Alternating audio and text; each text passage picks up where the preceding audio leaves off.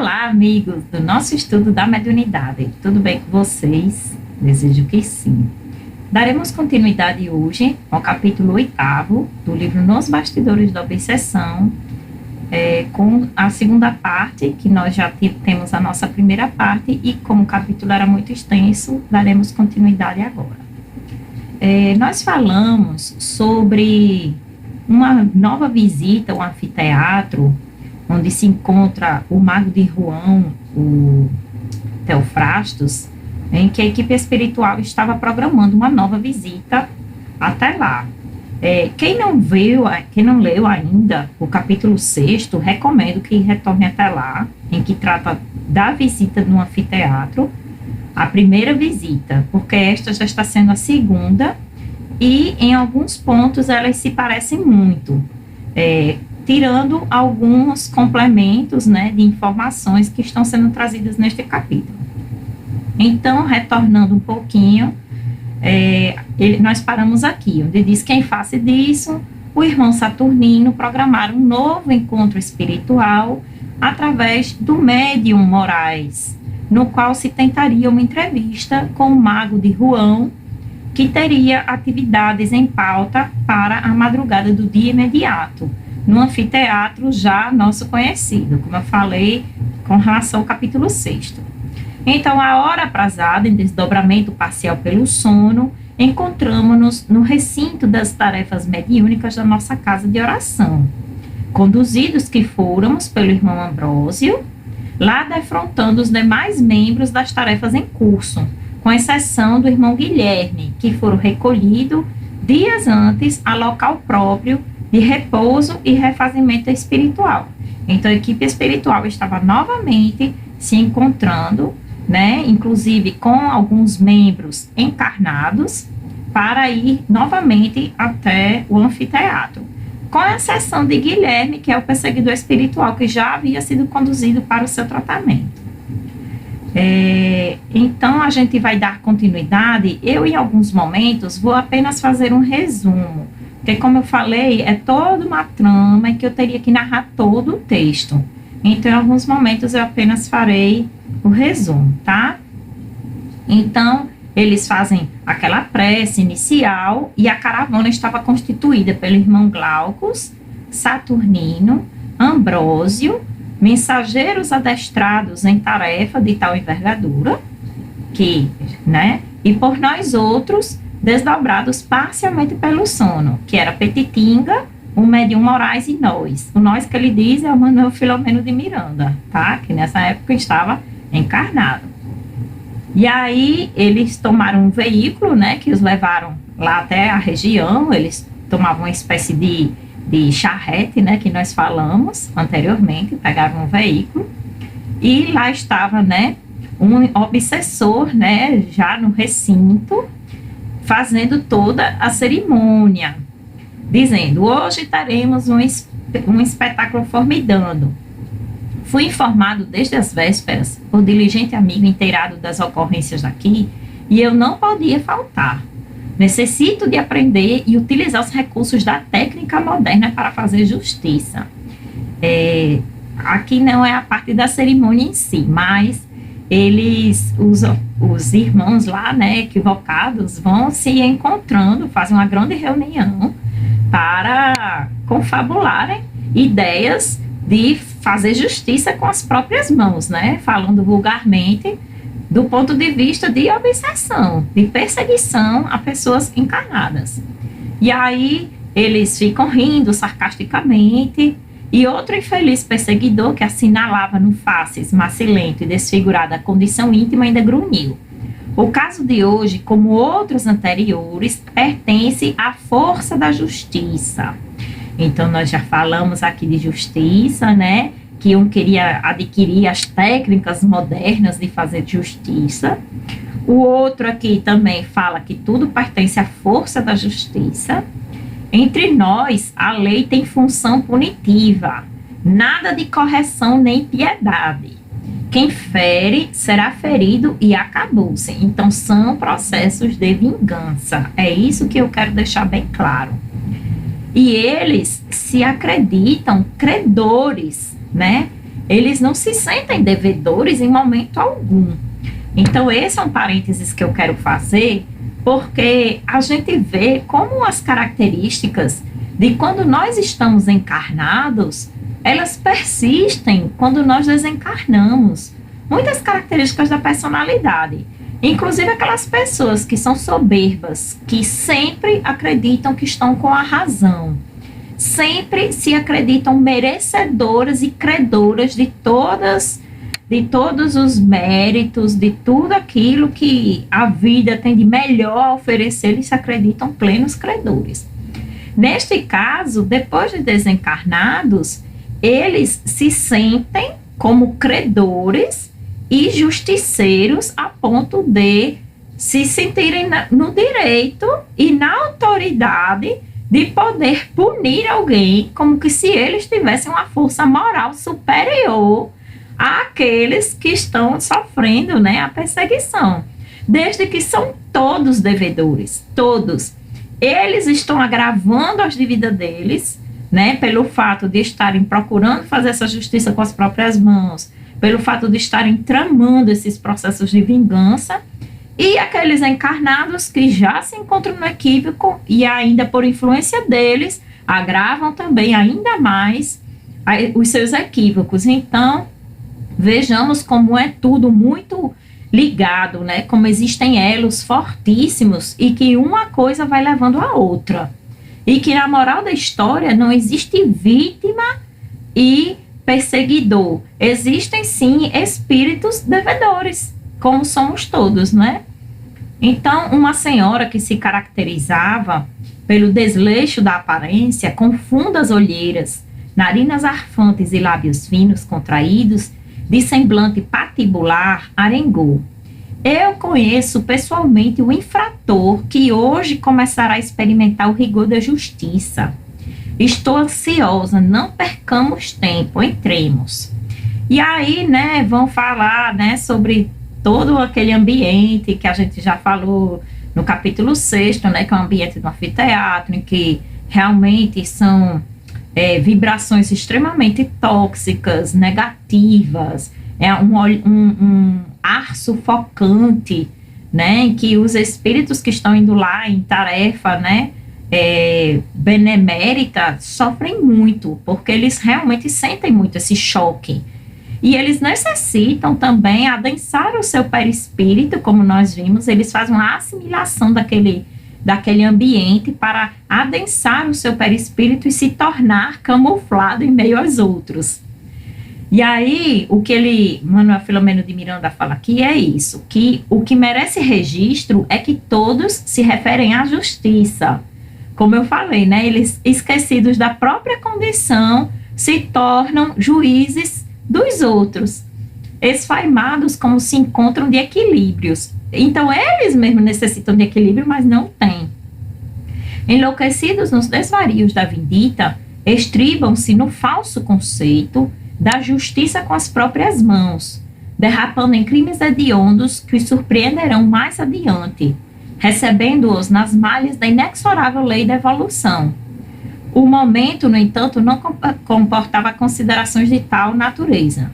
Gentilmente advertidos por Saturnino, reunimos-nos em prece e, absorvendo as energias deletérias com que modificaríamos a psicosfera espiritual, algo arquejantes sob o império das emanações de baixo teor vibratório, respirando a custo, com aparência algo desfigurada para não chamar a atenção, acercamo-nos em grupo da entrada, atravessando aquele torniquete, né, em que se encontrava instalado o psicovibrômetro. Então, eles vão falar muito sobre o ambiente, sobre as pessoas que lá se encontravam, inclusive encarnados.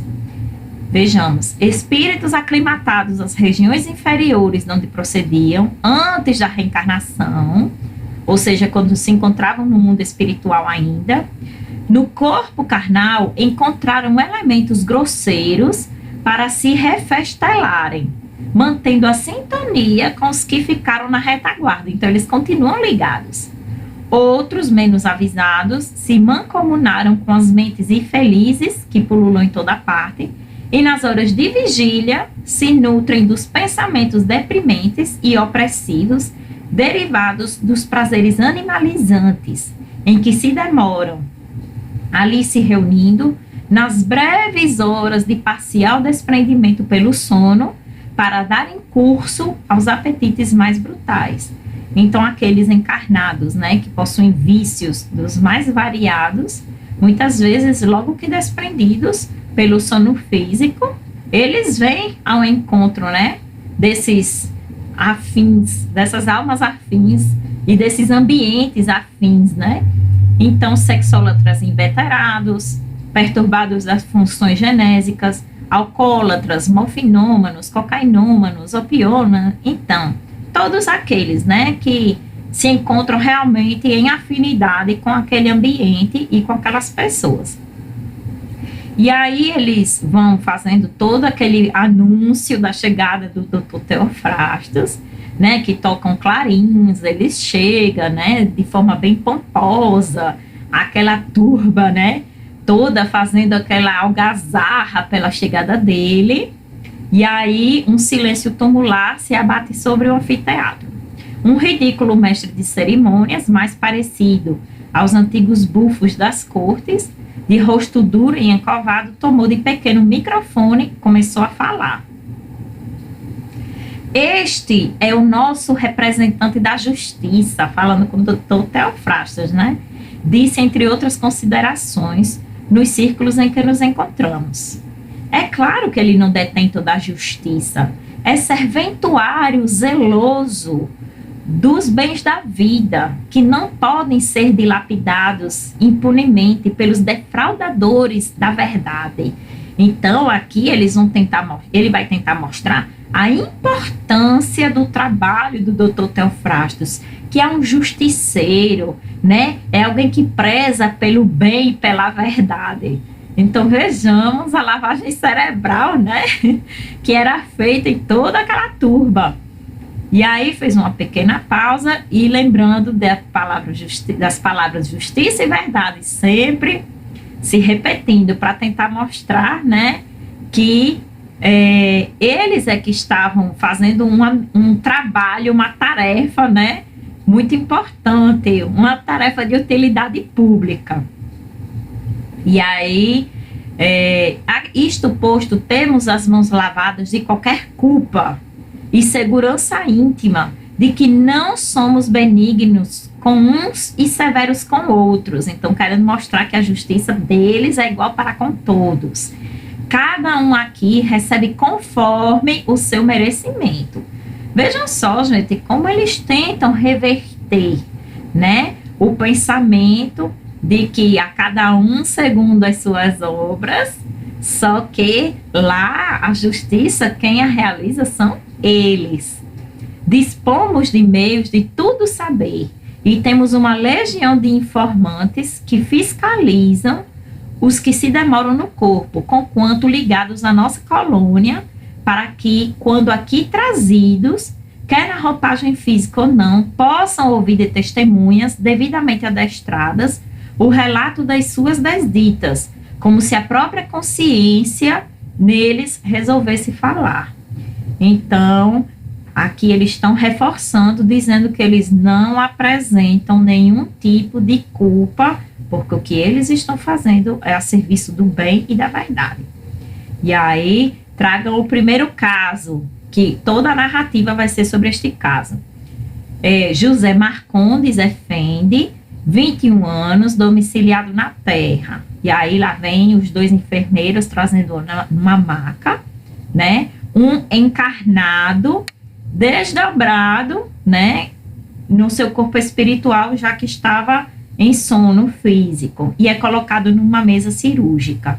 Dr. Theophrastus vai analisar, né, o paciente e vai se apresentar uma testemunha. E aí diz, pode falar.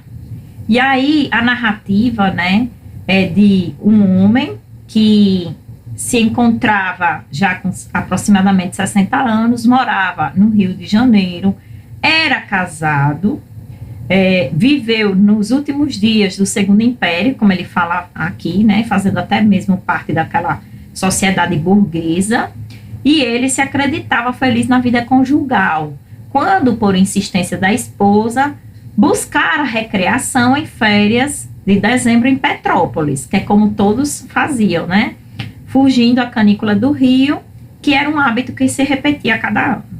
Então, ele não imaginava que a companheira de quase 15 anos de vida em comum ligara-se a aventuras extraconjugais com um dos meus empregados, que servia numa das lojas de tecidos de minha propriedade.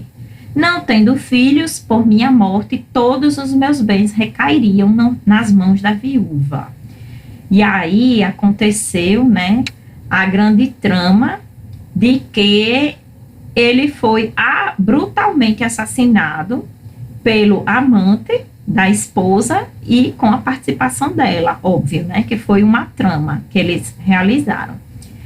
E aí, ele, quando chegou ao mundo espiritual, foi que percebeu, né, que havia sido a esposa, que ela o havia traído, que ela ficou com todos os seus bens, usufruindo de todos os seus bens, porque o crime ficou como não descoberto, né, que foram eles, porque ela realizou toda uma encenação para fazer parecer de que houve um roubo na casa em que eles estavam, que levaram joias, e aí ele foi assassinado, né, foi um latrocínio, e por isso não ficou como desvendado o crime.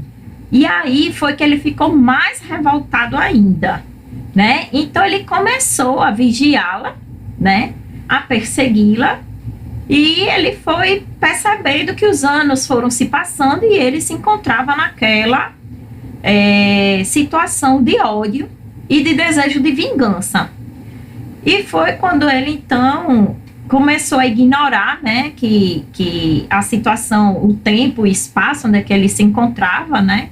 E aí, o desespero foi-me fulminante, tive a impressão de morrer outra vez. Uma angústia bestial feriu-me, e a dor que sentia no peito varado pelo estilete, com que me destruíram o corpo, foi acrescentada a de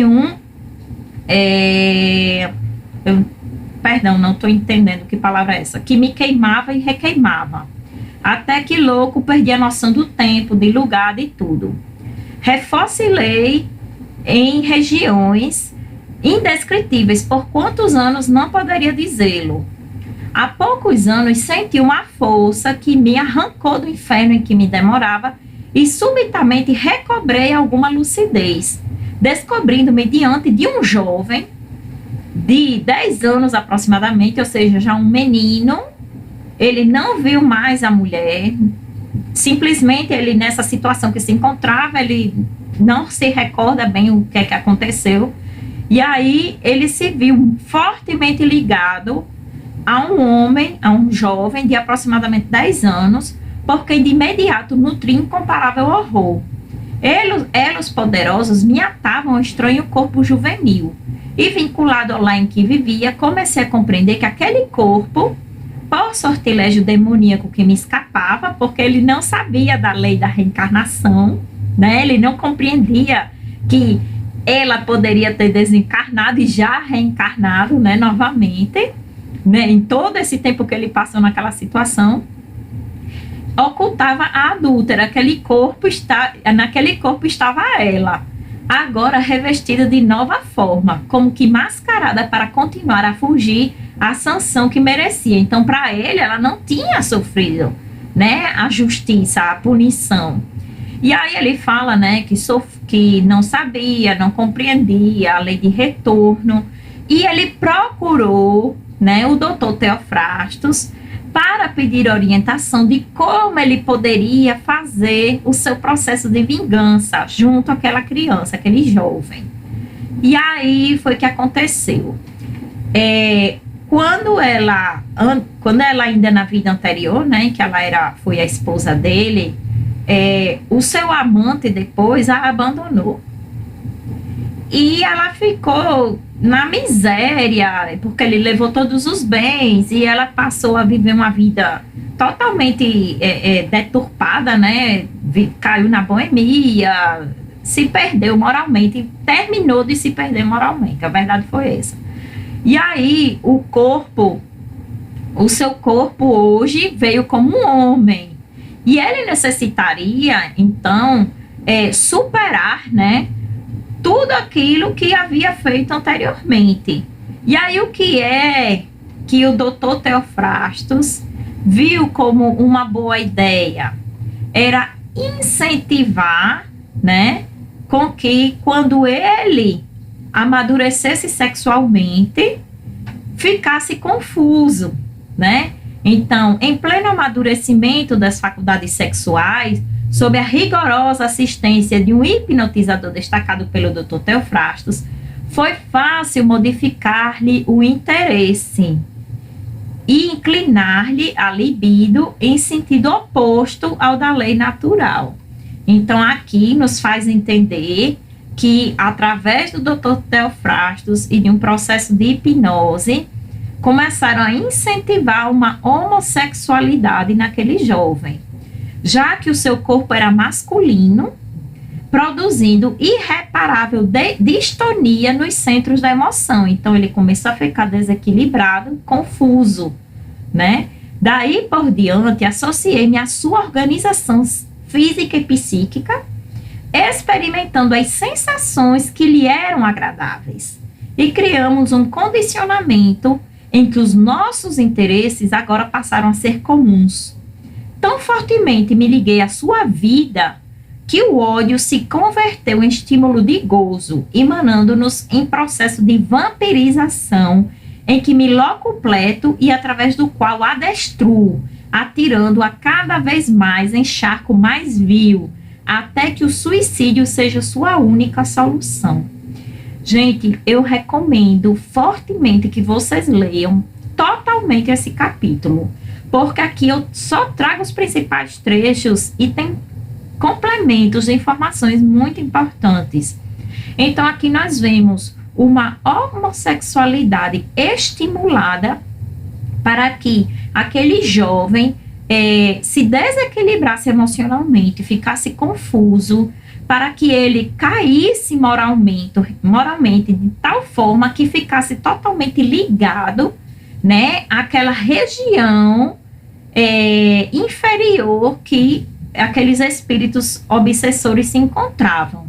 E aí o auditório vibrava, sabendo, né, daquele plano, falando da justiça, enfim, né, falando então que quando o jovem, né, já estava entrando na faculdade, na universidade, começou a ter uma melhor consciência do que poderia estar lhe acontecendo, uma maior compreensão dos problemas humanos e procurou um médico, né, psiquiatra, que acabou sendo também induzido, sugestionado sobre o que poderia fazer com ele, né? E eles acabaram induzindo o psiquiatra a dizer que ele desse vazão aos seus desejos, às suas vontades, porque isso era o que ia mantê-lo calmo e equilibrado.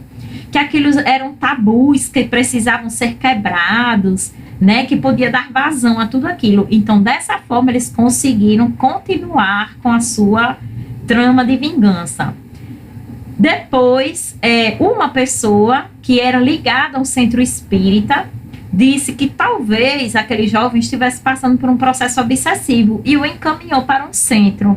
E aí foi que eles perceberam como o jovem que começou a fazer preces, começou a orar, né, começou a tentar vigiar, e se equilibrou por um bom tempo, eles fizeram de tudo novamente para deixá-lo cair e trazê-lo de volta. Então, o que é que eu estou querendo dizer, né? Com tudo isto, que vocês vão ler o restante do capítulo, em que, inclusive, eles o conduziram para o mundo espiritual, né? Para esse anfiteatro, para implantar-lhe um chip, que existe isso, né? Nós já vimos mesmo dentro do centro um caso desses de implante de chip em que eles tentam telecomandar aquela pessoa para manter o processo obsessivo de uma forma mais patente, né, mais consolidada. E aí, o que é que nós vemos com tudo isto? Como os processos obsessivos, eles muitas vezes já vêm desde que nós reencarnamos e passam a nossa vida inteira. Então, não é da noite para o dia que se elimina, que se extirpa um problema desses. Então, por isso que é tão necessário o apoio familiar, é tão necessária a compreensão, é tão necessário muita disciplina, muita oração, muita vigilância, muito equilíbrio, muita reforma íntima.